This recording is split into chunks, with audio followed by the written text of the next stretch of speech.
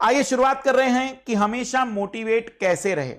तो मैं इसमें कुछ एक्सपेरिमेंट नहीं बता रहा हूं, इसमें मैंने जो अपने लिए यूज किया है वही सारी बातें मैं इसमें बताने जा रहा हूं। सबसे पहला देखो, डीमोटिवेशन कहां से आ रहा है। सबसे बड़ा सवाल है कि आखिर हम डीमोटिवेट क्यों हो रहे हैं। तो उसका सबसे बड़ा रीजन है, हम कहेंगे कि मोबाइल। देखो, आपको जितने लोग कनेक्ट होंगे, जितने लोगों से आपका जुड़ाव होगा, जितने लोगों से आपका परिचय होगा, जितने लोगों से आपके संपर्क होंगे, संचार होंगे, उतनी जानकारी आपके पास पहुंचेगी और उतना ही डिमोटिवेशन। क्योंकि समाज में उत्साहित लोग कम हैं, निरुत्साहित लोग ज्यादा हैं। तो आप जितना ज्यादा उनसे संपर्क में रहेंगे उतना डिमोटिवेशन तो रहेगा ही। तो जब मैं तैयारी करता था, यकीन मानिए मुद्राओं की शायद ऊपर वाले के हिसाब से कभी कमी नहीं रही, क्योंकि मैं अपने 19वें साल से ही पढ़ा रहा हूं और शायद ही मैंने कभी, मतलब एक तरीके से कह सकता हूं कि जब मैंने जॉब स्टार्ट की तब से किसी प्रकार के कोई आर्थिक रूप से तो मुझे दुख नहीं रहा। तो सब चाहूं तो मैं मोबाइल, लैपटॉप सब रख सकता था, लेकिन कभी भी मैंने 1000 रुपए और 1200 रुपए से बड़ा वो मोबाइल नहीं रखा, जो हम कहेंगे कि केवल कॉलिंग के काम आता था। इसलिए जितना संपर्क कम रहेगा उतना ही आप मोटिवेट ज्यादा रहेंगे, मेरा यह दावा है, क्योंकि मेरा अपना पर्सनल व्यक्तिगत इसमें अनुभव है। अगर हम इसमें दूसरी बात कहें तो मोबाइल के बाद सोशल साइट्स, जितनी भी सोशल साइट्स हैं, आज भी यकीन मानिए सोशल साइट्स पर संपर्क बहुत ही कम है। और तभी है बिल्कुल जब जरूरत है कि नहीं, बिल्कुल सोशल होना जरूरी है।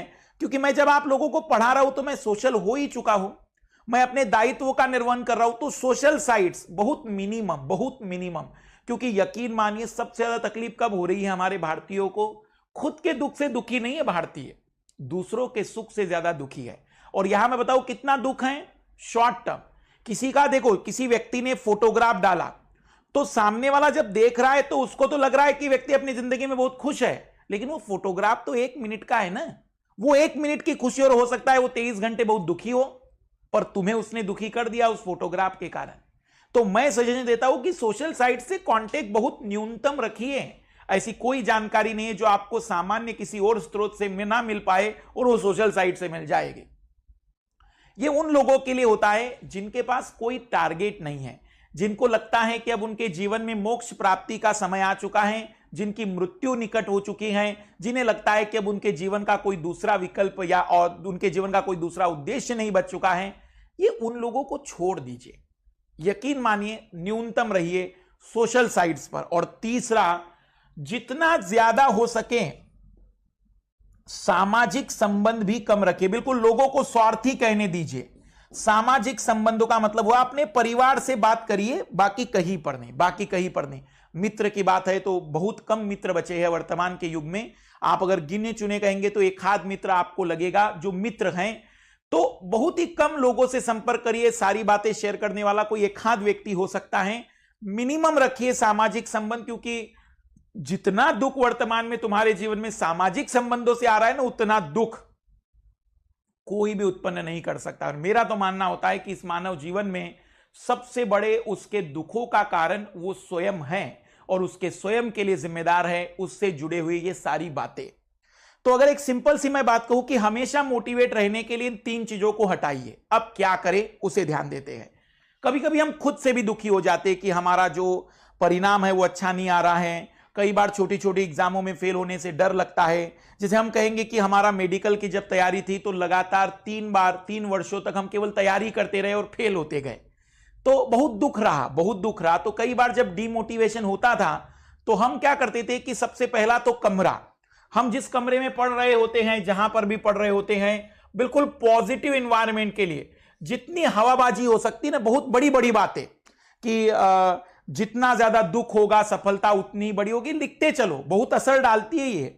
जितना ज्यादा मोटिवेशन लाना चाहते हो कमरे को भर दो।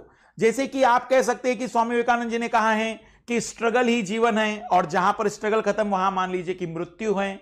या फिर हम कह सकते हैं कि कलाम साहब की बहुत सारी बातें आप उसमें लिख सकते हैं।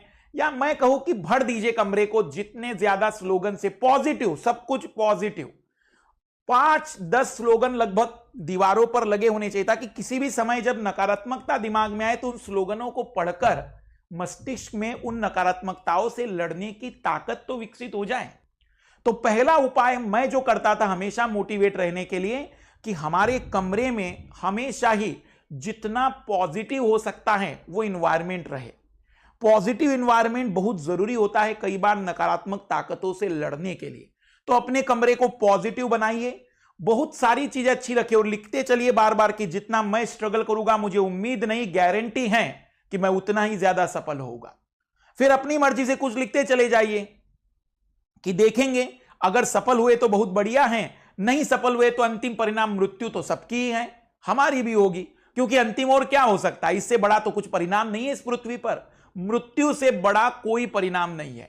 तो अंतिम परिणाम की कल्पना कर लेते कि क्या होगा, और मर जाएंगे और क्या हो सकता है, बस इससे ज्यादा नहीं हो सकता है, अंतिम है ये। इसलिए आदत डालिए। दूसरा जो दूसरा उपाय है लोगों से अलग होने के बाद, अपने कमरे का इन्वायरमेंट पॉजिटिव रखने के लिए स्लोगन वाली जो चीजें हैं वो चिपकाइए। अगर खरीद नहीं सकते तो कागजों से लिखकर चिपका दीजिए। दूसरा कविताएं बहुत अच्छी होती है। आज के जमाने में भी बहुत सारी ऐसी कविताएं, बहुत सारी ऐसे वीर रस से भरी हुई पोएम्स होते हैं, जैसे कि हम कहेंगे कि लहरों से डरकर नौका पार नहीं होती, बहुत अच्छा पोयम है जिसे आप बार बार दोहरा सकते हैं, बहुत अच्छी एनर्जी देती हैं। या फिर मैंने आपको एक क्लास में एक पोयम दी थी कि कब तक मुझको रोकोगे, उसे आप देख सकते हैं। या सफर में धूप तो होगी, चल सको तो चलो, जो निज़ा फाजली जी की कविता है उसे भी आप देख सकते हैं। मैं बार बार सजेस्ट देता हूं कि 5-6 कविताएं हमेशा तैयार रखो। निज़ा फाजली जी की कविता है उसे भी आप देख सकते हैं। मैं बार बार सजेस्ट देता हूं कि 5-6 कविताएं हमेशा तैयार रखो। और जब भी मुझे बहुत दुख होता था मैं जोर जोर से चिल्लाकर उन कविताओं को पढ़ता था, जोर जोर से, ताकि अंदर से फील आ सके, एनर्जी आ सके और मैं उन नकारात्मक ऊर्जाओं से लड़ सकूं। और तीसरा, अगर थोड़ा बहुत संगीत सुनने का भी मन होता है कई बार, तो मोटिवेशनल बहुत सारे गाने हमारे बॉलीवुड में हैं। तो मोटिवेशनल जो सॉन्ग्स होते हैं, जैसे कि आरंभ है प्रचंड जो सॉन्ग है उसे भी मैं बार बार सुनता था। तो जो मोटिवेशनल सॉन्ग्स होते हैं ना, वो भी कई बार एनर्जी को लाते हैं। अगर आप किसी भगवान पर विश्वास रखते हैं तो आप उनकी भी गानों को सुन सकते हैं। हमें मदद चाहिए उस नकारात्मक ऊर्जा में, हमें मदद चाहिए सकारात्मक ऊर्जा की जो उस नकारात्मक ऊर्जा को खत्म कर सके। तो हमेशा मोटिवेट रहने के लिए मैंने जो उपाय अपनाए हैं वो है पॉजिटिव इन्वायरमेंट डेवलप करना, कविताएं और मोटिवेशन सॉन्ग। लेकिन उससे भी सबसे ज्यादा जरूरी मैं जो अंतिम आपके पास विकल्प रख रहा हूं, सोने से पहले अपने विषय में पॉजिटिव सोचते चलिएगा हमेशा। देखना ये बहुत भयानक एनर्जी आपको देगा, जो मैं महसूस करता हूं और आपको ये खुद फील होगा। मैं जो देखता हूं, मैं जो महसूस करता हूं कि लगातार सोसाइटी में नकारात्मक ऊर्जाएं बढ़ रही है। ऐसी परिस्थिति में जैसे हम जन्मजात तो आलसी थे नहीं, हम जन्मजात तो कामचोर थे नहीं, हम जन्मजात तो असफल नहीं थे, फिर आखिर ये लक्षण हमारे अंदर किसने लाए? समाज ने। क्योंकि समाज में लगातार पॉजिटिव ऊर्जा वाले लोग कम होते चले गए। और उसका एक बड़ा रीजन है, जितना जल्दी हम नकारात्मक चीजों को आइडेंटिफाई कर लेते हैं उतना आसानी से हम अच्छी चीजों को आइडेंटिफाई नहीं कर रहे। ये बहुत कठिन परिस्थिति है। जैसे अभी मेरी 2 दिन क्लास नहीं रही तो कई बच्चों ने कई सारे कमेंट्स किए, लेकिन जो मेरी 60 दिन तक क्लास रही उस पर उतना ज्यादा लोगों का ध्यान नहीं। निश्चित कुछ बच्चों ने बहुत अच्छा अप्रिशिएट किया है, लेकिन फिर भी जिस तरीके से एक परिवर्तन आना चाहिए था, हम जितने आसानी से नेगेटिव चीजों को आइडेंटिफाई कर रहे हैं ना, उतनी आसानी से पॉजिटिव आइडेंटिफाई नहीं हो रहा है। यह एक तरीके से मेरे हिसाब से पतन की स्थिति आ चुकी है। इसलिए आपके अंदर पॉजिटिव एनर्जी के डेवलपमेंट के लिए शायद अब लोग ना मिले, तो आप अपनी पॉजिटिव एनर्जी खुद डेवलप कराइए। और वो कैसे होगी? कुछ नहीं, शाम में सोने से पहले या सुबह में उठते ही अपने बारे में पॉजिटिव कहो। और सबसे पहला डायलॉग होना चाहिए देखते ही, क्या स्मार्ट लग रहा हूं मैं? क्योंकि दुनिया को अगर स्मार्ट नहीं लग रहे हो, खुद को अगर स्मार्ट नहीं लग रहे हो, तो क्या खाक दुनिया को स्मार्ट लगोगे? सबसे पहला बदलाव लाइए अपने अंदर और कहिए अपने आप से। और ये जब तक बोल नहीं पाओगे तब तक वो एनर्जी डेवलप नहीं होगी, वो चेहरे पर तेज नहीं आएगा, वो चेहरे पर चमक नहीं आएगी, जो लोग आपसे कह सके कि हां यार लगता तो स्मार्ट है, भले ही शारीरिक या कैसी भी संरचना हो, लेकिन अंदर से वो एनर्जी, अंदर से वो जो इंटेंसिटी है, जो एक चमक है, जो एक तारत्व है जो साउंड के अंदर आता है, वो तब डेवलप होगा जब आप अपने आप से पॉजिटिव बातें करने की क्षमताएं रखते हैं।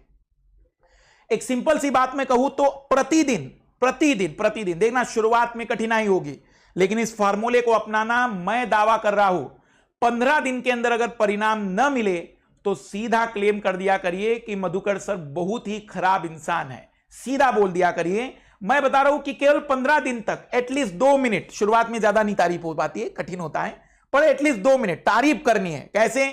मैं बहुत ईमानदार हूं, मैं ऑनेस्टली सारे काम करता हूं, मैं मेहनती भी हूं, मैंने आज तक सारे काम बहुत मेहनत से पूरे किए हैं, और मैं सबका ध्यान भी रखता हूं, मैं समाज के लिए एक बेहतर विकल्प हो सकता हूं, और मुझे बहुत काम करने हैं, क्योंकि इस पृथ्वी पर मुझी को बहुत सारे काम करने के लिए भेजा गया है, क्योंकि बाकी लोगों से शायद काम न हो, इसलिए मुझे बदलाव लाना है, मुझे बेहतर करना है। और मैंने अपने जीवन में आज तक हर बार ईमानदारी से काम किए हैं, सबका ध्यान रखा है, मैं सभी पर बेहतर काम करूंगा, मैं अपनी मेहनत को और डबल करने का प्रयास कर रहा हूं, लगातार करते चलूंगा, मैं परिणाम लाने की बात कर रहा हूं, मैं सब कुछ बेहतर से बेहतर करना चाहता हूं, इस समाज को, इस देश को, इस समस्त इस पृथ्वी को एक ऐसे वातावरण में ले जाना चाहता हूं जहां पर सारे लोग केवल मदद करने के लिए आगे बढ़ सके। एक सिंपल सी बात कहें तो हम कह सकते हैं कि शुरुआत में तकलीफ होगी, क्योंकि अपने बारे में तारीफ करना कठिन होता है। मेरी तो प्रैक्टिस है, क्योंकि मैं करते रहता हूं, इसलिए आप शुरुआत में 2 मिनट बताते चलिए, बहुत अच्छा कर रहे हो तो बढ़िया है, और अप्रिशिएट करो खुद को। छोटा छोटा काम होता है, जैसे मान लो आपने ओशनोग्राफी हमसे पढ़ा, आपने पूरे नोट्स बना दिए, तो तारीफ करो, आज ओशनोग्राफी हमने पूरा कर लिया है, आज हमने अपने से पूरा पहला वादा कंप्लीट कर दिया है। तारीफ करने की आदत डालो खुद की, सबके सामने नहीं, अकेले में। जब आप अकेले में आप खुद की तारीफ करते हो तो इसे कहते हैं आत्मविश्वास, और जब आप सबके सामने अपनी तारीफ करते हो तो इसे कहते हैं ओवर कॉन्फिडेंस, और यह नकारात्मक हो सकता है। इसलिए खुद की तारीफ करो, खुद को नेगेटिव में मत डाला करो। बार बार क्या होता है, जैसे कि कई सारे लाल लाली कहते रहते हैं कि सर मेरा तो पढ़ने में मन नहीं लग रहा है, मुझे लग रहा है कि मैं नहीं निकाल पाऊंगा। ये जो शब्द तुम लगातार प्रोड्यूस कर रहे हो, ये तुम्हारे चारों तरफ नेगेटिव एनर्जी को क्रिएट कर रहे हैं। बदलाव लाओ अपने अंदर, और ये सोचो कि तुम्हारे पास ऐसी कौन सी कमी है जिसके कारण तुम्हें लगता है कि तुम बाकी लोगों से बेहतर नहीं हो। ऐसी कौन सी बात है जो तुम्हारे अंदर नहीं है? सब कुछ है, सब कुछ है, बस तुम उसे पहचान लो, उसे देख लो। बहुत आसान है। और यूपीएससी के बारे में तो सोचा करो, बहुत घटिया एग्जाम है, इजी है, अभी निकाल देंगे। मेरे लाल लाली यूपीएससी को ही बहुत बड़ा कर देते, बहुत बड़ी एग्जाम है, बहुत कठिन है। तो फिर अपने आप को चींटी बना दो और उसको बनने दो पहाड़। खुद बनो, खुद परिवर्तन लाओ, और बार बार चिल्लाओ बहुत घटिया एग्जाम है, अभी तो निकाल देंगे, इजी है, बहुत ही सिंपल एग्जाम है, कभी भी हम इसको क्वालिफाई कर सकते हैं। बस थोड़ा सा डेडिकेशन करना है, थोड़ी सी मेहनत करनी है, करेंगे हम बिल्कुल। तो अपने आप को बड़ा करिए। अपने आप को बड़ा करने का मतलब मानसिक रूप से बड़ा करिए। शारीरिक बड़ापन कितना भी हो जाए, यदि मानसिक बड़प्पन नहीं आया है तो समस्याएं बढ़ेगी। और कोशिश करिए, अंतिम जो मैं कहता हूं, माफ करने की आदत, जो 5वां होता है, शरीर को और मानसिक तनाव कम देने हैं तो माफ करना। माफ करना मतलब किसी ने कोई तकलीफ दी, ज्यादा मत सोचो ना, क्यों सोच रहे हो ज्यादा? जितना ज्यादा सोचोगे तुम्हें तकलीफ बढ़ रही है ना। जैसे मैं जब यूपीएससी की तैयारी कर रहा हूं, मैं जब प्रतिस्पर्धा परीक्षाओं की तैयारी कर रहा हूं, तो लोग कुछ भी बोलकर चले गए, माफ किया मैंने, ऐसा अंदर से कह दिया कि जाओ आज तुम्हें क्षमा करते हैं। अंदर से फील आता है कि चलो भाई माफ कर दिया, अब अपने काम पर लग जाते हैं। तुम्हारे अंदर पॉजिटिव एनर्जी बढ़ती चली जाएगी, तुम्हारा तनाव कम होता चला जाएगा, क्योंकि किसी ने कुछ कहा, फिर तुमने कहा कि मैं सिलेक्शन होकर बदला निकालूंगा। इतना टाइम नहीं अपने पास है, कोई सिलेक्शन लेकर बदला निकालने जैसी छोटी सी घटना के लिए काम नहीं कर रहे हैं। तो माफ करने की आदत डालो। हाँ चलो माफ किया, और अंदर से कहा करो क्षमा करते आज उन्हें। क्षमा करना मतलब तुम बहुत बड़े व्यक्ति बन चुके हो।